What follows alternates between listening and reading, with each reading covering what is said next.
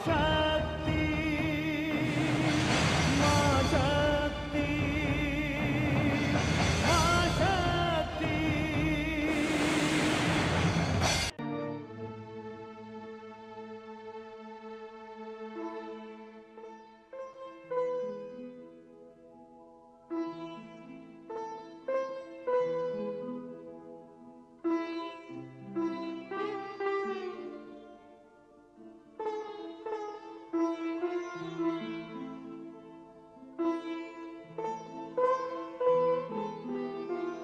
देवी,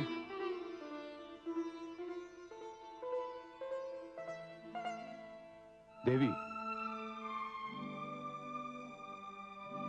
देवी कब तक शोक मनाती रहोगी? पुत्री विदा हो गई, अब वो दुखी हो या सुखी हो इससे हमें क्या लेना देना। समाप्त करो इस शोक को, भूल जाओ गौरी को जिस प्रकार मैं उसे भूल चुका हूं। आप ऐसा कह सकते हैं क्योंकि आप श्रेष्ठ हैं, बड़े भी हैं और विद्वान भी हैं। मोह ममता आपको आडंबर लगता है, किंतु मैं तो माता हूँ, केवल माता। जिस पुत्री को मैंने 9 मास अपनी कोख में रखा हो, मृत्यु से भी अधिक भयानक प्रसव पीड़ा सहकर उसे जन्म दिया, पाल पोस कर उसे बड़ा किया और फिर अपने आप से अलग कर दिया। क्या मैं उसे भूल सकती हूँ? क्या ये शोक का विषय नहीं है? देवी, आप अपने शोक में कुछ भूल रही हैं। क्या भूल रही हूँ? देवी, आप ये भूल रही हैं कि मैंने अपनी आयु की 60वीं सीढ़ी पर पग धर दी है और इस अवसर पर मेरी पुत्रियों ने, मेरे संबंधियों ने, मेरे शुभचिंतकों ने मुझे षष्ठी पूर्ति समारोह करने का सुझाव दिया है, जिसे मैंने स्वीकार कर लिया है। अब मैं एक ऐसा समारोह करना चाहता हूं जो मुझे दक्ष प्रजापति को गरिमा और गौरव के शिखर पर बिठा दे, और जो भी इस समारोह में सम्मिलित हो वो उसे कभी नहीं भुला पाए। ये तो बहुत अच्छी बात है। उत्सव तो एक साधन होता है जिसमें शुभ चिंतक और सगे संबंधी एकत्र होते हैं। आपने तो ऐसा समाचार सुनाया कि मेरा शोक ही दूर हो गया। यदि इस अवसर पर पुत्री गौरी भी आएगी तो? नहीं देवी, इस अवसर पर श्रेष्ठ लोग आएंगे, केवल श्रेष्ठ लोग। जो दक्ष प्रजापति की मान्यता के मापदंड पर खरे उतरेंगे वही श्रेष्ठ लोग। अब यदि आप शोक के सागर में डूब जाना चाहती हैं तो डूब जाइए। अपनी षष्ठी पूर्ति समारोह में मैं शिव को कदापि आमंत्रित नहीं करूंगा।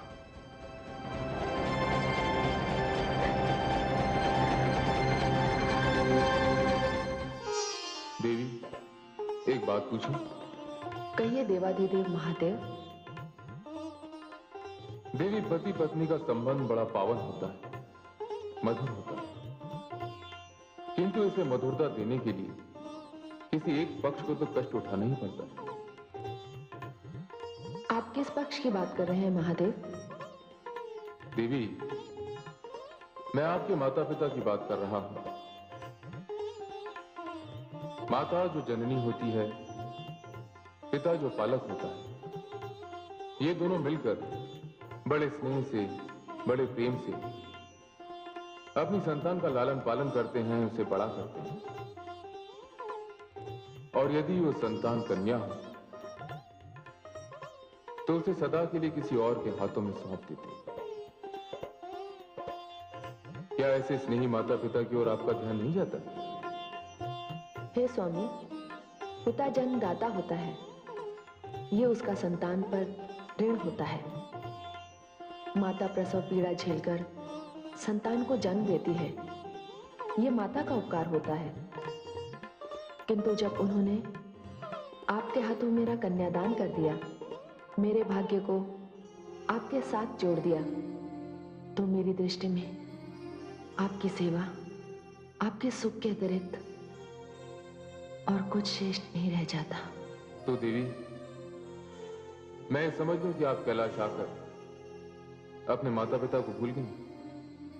नहीं स्वामी, मैं कुछ भी नहीं भूली हूं, किंतु यहां आकर आपने जो सुख दिया है मुझे, जो सम्मान मुझे मिला है, जो संसार आपने दिया है वो मेरी दृष्टि में सबसे श्रेष्ठ है, सबसे ऊंचा है। आप सर्वश्रेष्ठ हैं। आप मेरे सर्वस्व हैं, मेरे ध्यान का केंद्र हैं। बस मैं तो केवल इतना ही जानती हूं स्वामी, और कुछ नहीं स्वामी, और कुछ नहीं। देवी, मैं अति प्रसन्न हुआ, संतुष्ट हुआ कि आप कैलाश आकर सुखी हैं। केवल इतना ही जानने के लिए प्रश्न मैंने आपसे किया था, क्योंकि यहां आपके सुख, आपकी सुविधा का उत्तरदायित्व तो मेरा है। आप निश्चिंत रहिए स्वामी, मैं अपने संसार में बहुत सुखी हूं। मुझे अपने संसार में भ्रमण करने दीजिए स्वामी।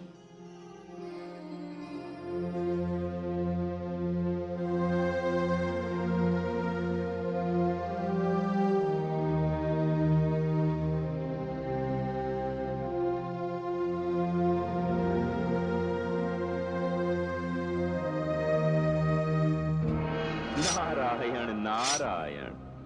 अरे आप? हाँ भ्राताश्री, मैं। किंतु आप यहाँ कैसे? भ्राताश्री, कदाचित आप भूल रहे हैं कि आपने मेरे यहाँ ना आने का आदेश लौटा लिया है। वो तो उस समय मेरी विवशता थी। विवशता? हाँ, विवशता। तो आपने हृदय से नहीं बल्कि विवश होकर मुझे अपने भवन में बुलवाया था। ये उचित नहीं है भ्राताश्री। क्यों उचित नहीं है? यही तो नीति है। कभी कभी समस्या खड़ी होने पर अपने से बहुत छोटों को भी मुंह लगाना पड़ता है। फिर तो भ्राता दक्ष, आप अपनी नीति का पालन करते रहिए। क्या पता आपको मुझे फिर मुंह लगाना पड़े।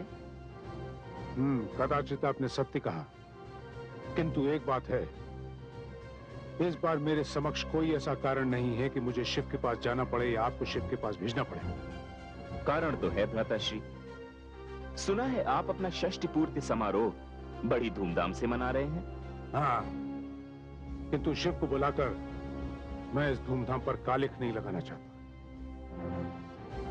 सत्य ही कहा है भ्राताश्री, विनाश काले विपरीत बुद्धि। नारायण नारायण।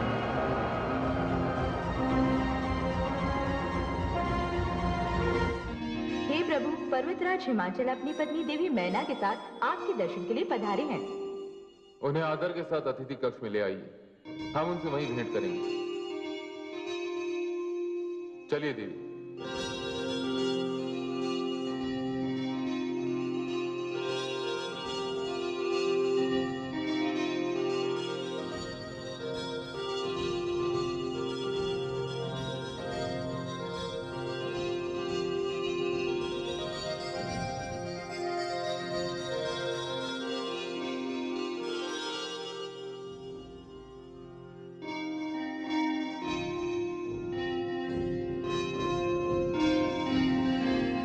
देवाधिदेव महादेव तथा मां शक्ति को हम दोनों का प्रणाम। देवाधिदेव महादेव, उद्यान से कुछ फल लेकर आया हूं, इन्हें स्वीकार कर हमें कृतार्थ करें।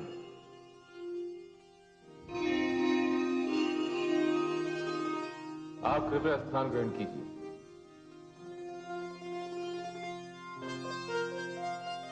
देवी सती, ये हिमाचल राज है, हम इन्हीं की सीमा में तो निवास करते हैं। ये आपने क्या कह दिया प्रभु? आप तो राजाओं के राजा, सम्राटों के सम्राट, देवों के देव, देवाधिदेव महादेव हैं। आप ही की कृपा और आप ही के चरणों के प्रताप से हिमाचल में सर्वत्र समृद्धि और शांति है। भगवान, हम तो देवी शक्ति के आगमन पर उनके दर्शन करने और आपको इस शुभ अवसर पर बधाई देने चले आए, क्योंकि हम आपके विवाह में सम्मिलित नहीं हो पाए। देवाधिदेव हिमाचल राज, बहुत बहुत धन्यवाद। आप तो हमारे लिए अपने उद्यान से स्वादिष्ट फल ले आए, किंतु आपने हमारे विवाह की मिठाई तक नहीं चखी। कहिए, हम आपको क्या भेंट दें? प्रभु, सब कुछ तो आप ही का दिया हुआ है, अब और क्या चाहिए हमें? पर्वतराज, ये अवसर मत चूकिए, मुझसे नहीं तो देवी सती से कुछ मांग लीजिए। हे महादेव, यदि आप हमें यह अवसर दे ही रहे हैं तो मैं देवी सती से एक ही प्रार्थना करती हूं कि मेरी कोख से उनके जैसी सुंदर और दिव्य कन्या जन्म ले।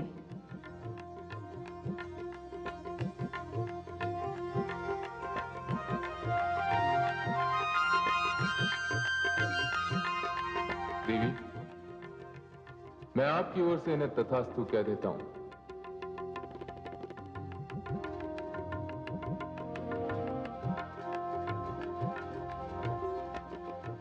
बस प्रभु बस, आज तो मैं धन्य हो गया। आज तो आपने संतान से भी हमारी झोली भर दी प्रभु। मैं जब जब यहां आया हूं, यहां से अपनी झोली भर के ही वापस लौटा हूं। महादेव शिव की जय, महादेवी शक्ति की जय। प्रभु, अब हमें जाने की आज्ञा दें।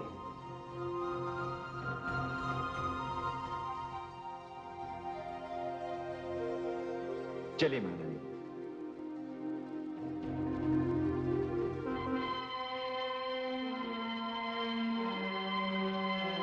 स्वामी, ये आपने उन्हें मेरी ओर से कैसा वरदान दे दिया? कैसा वरदान? आपने उन्हें मेरी जैसी कन्या का वरदान दे दिया। अब मेरी जैसी कन्या उन्हें कहां से मिलेगी? आप जैसी कन्या यदि नहीं मिलेगी तो आप तो,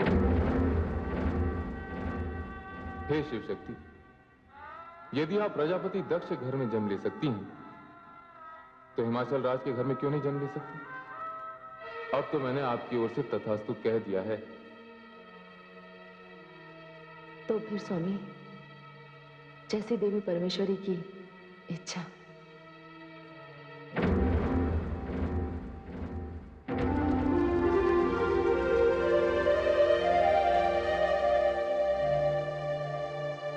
निमंत्रण भेजने का कार्य सुचारू रूप से चल रहा है ना?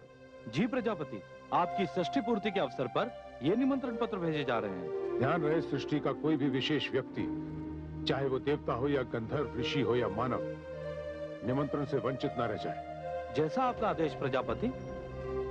किंतु एक बात का विशेष ध्यान रहे, षष्ठी पूर्ति का ये निमंत्रण भूल से भी कैलाश नहीं भेजा जाएगा। क्या? हाँ, यही निर्णय किया है मैंने, और मेरा ये अंतिम निर्णय है। आप अपना निर्णय बदल दीजिए स्वामी। बेटी आप? हाँ स्वामी, गौरी आपकी सबसे प्रिय और लाडली पुत्री है। यदि आपने इस समारोह में भगवान शिव को नहीं बुलाया तो गौरी भी नहीं आएगी। मैं भी यही चाहता हूँ स्वामी।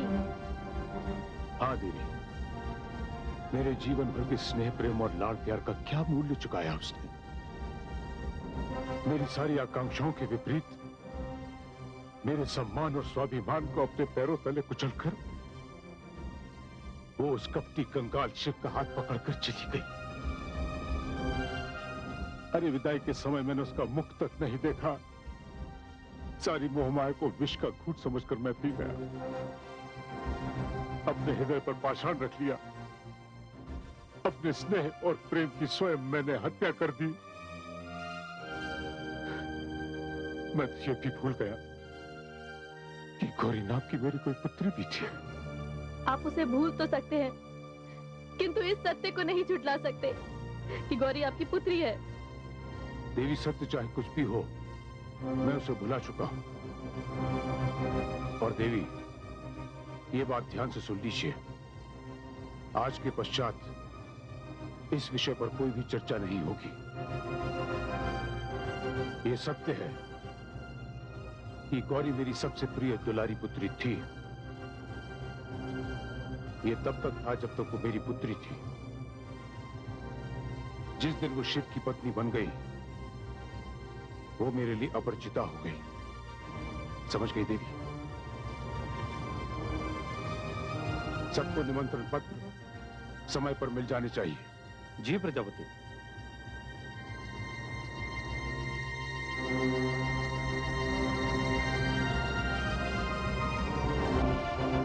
अब आपको कैसे समझाऊं कि दिन में आंखें बंद कर लेने से रात्रि नहीं हो जाती। आप माने या ना माने, पुत्री तो पुत्री ही रहेगी।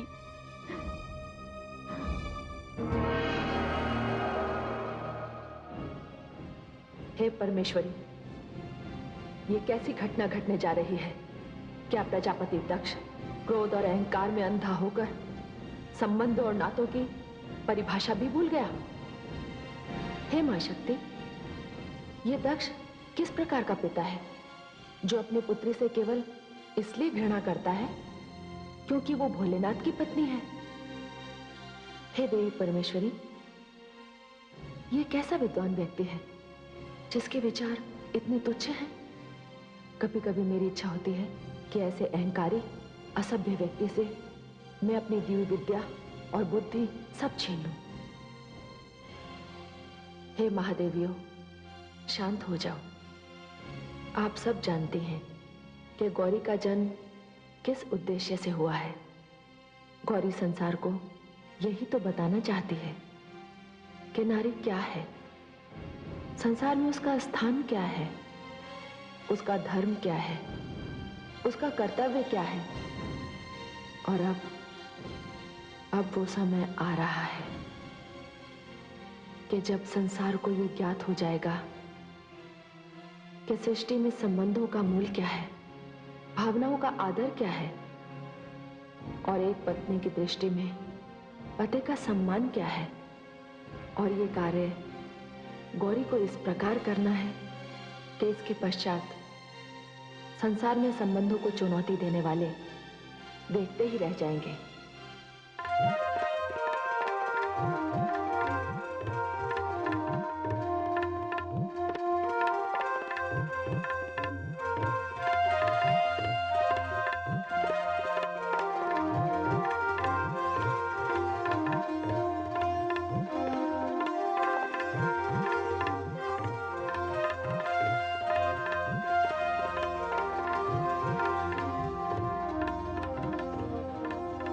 प्रणाम माते।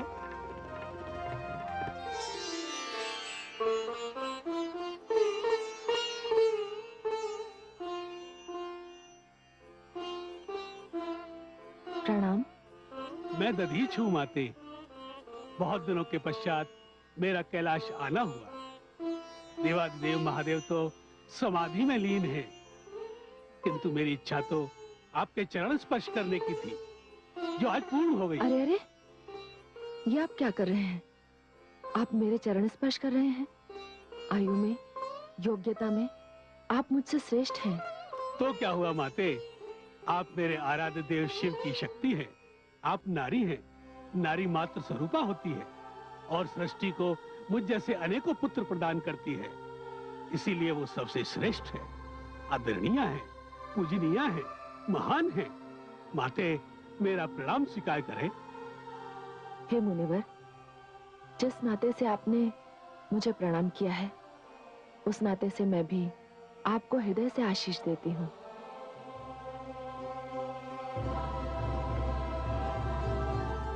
आज आपकी श्रद्धा देखकर एक नवीन विचार मेरे मन में आया है कि पूजनीय श्रेष्ठ की पत्नी बनना भी कितना सौभाग्यशाली होता है। देवाधिदेव महादेव वो तो महान है ही, उनकी पत्नी का स्थान पाकर मुझे भी कितना सम्मान मिल रहा है। कदाचित इसीलिए हर कन्या श्रेष्ठ वर की प्राप्ति के लिए प्रार्थना करती है। माते, देवादिदेव तो समाधि में है और आप परिस्थिति से अनजान हैं। आप अपने पिताश्री प्रजापति दक्ष के यहाँ कब जाएंगी?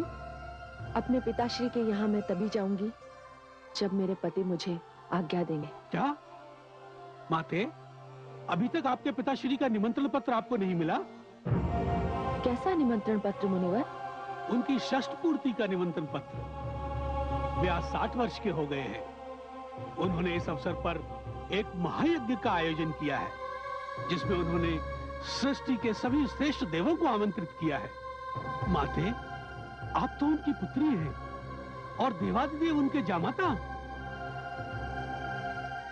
मुनिवर दधीची, मुझे तो अब तक ऐसा कोई निमंत्रण पत्र प्राप्त नहीं हुआ। वैसे ये मेरे लिए हर्ष की बात है कि पिताश्री 60 वर्ष के हो गए, वे स्वस्थ हैं, सकुशल हैं और इस अवसर पर एक महायज्ञ का आयोजन कर रहे हैं। कदाचित उनका निमंत्रण पत्र आता ही होगा। वैसे कैलाश तक किसी का पहुंचना कोई सरल कार्य तो है नहीं।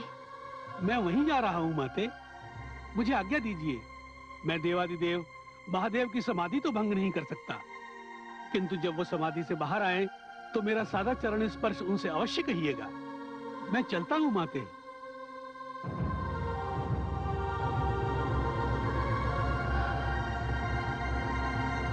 हे मुनिवर, अब मैं आपसे किस मुख से कहूं कि जो सूचना मुझे आपसे प्राप्त हुई है उसका निमंत्रण मेरे पिताश्री यहाँ कभी नहीं भेजेंगे, कभी नहीं भेजेंगे।